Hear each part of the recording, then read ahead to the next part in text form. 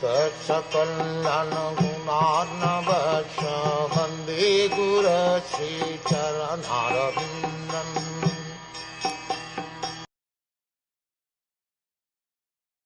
Maharaj Parikṣit sat down firmly on the banks of the Gangas to concentrate his mind in Krishna consciousness, rejecting all other practices of self-realization, because transcendental loving service to Krishna is the greatest achievement, superseding all other methods. For a devotee like Maharaj Parikṣit, none of the material planets, even the topmost Brahmlock, is as desirable as Golok Vrindavan, the abode of Lord Sri Krishna, the primeval Lord and original personality of Godhead. This earth is one of the innumerable material planets within the universe, and there are innumerable universes also within the compass of the Mahat. The devotees are told by the Lord and his representatives, the spiritual masters or acharyas, that not one of the planets within all the innumerable universes is suitable for the residential purposes of a devotee.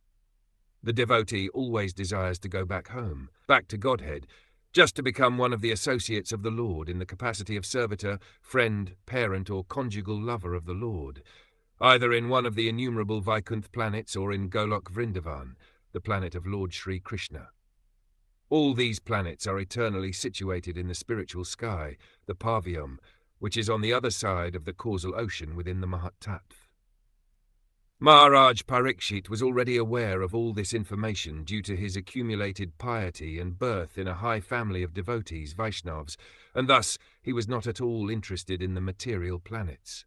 Modern scientists are very eager to reach the moon by material arrangements, but they cannot conceive of the highest planet of this universe. But a devotee like Maharaj Parikṣit does not care a fig for the moon, or, for that matter, any of the material planets. So when he was assured of his death on a fixed date, he became more determined in the transcendental loving service of Lord Krishna by complete fasting on the bank of the transcendental river Yamuna, which flows down by the capital of Hastinapur in the Delhi state. Both the Gangas and the Yamuna are Amaritya, transcendental rivers, and Yamuna is still more sanctified for the following reasons.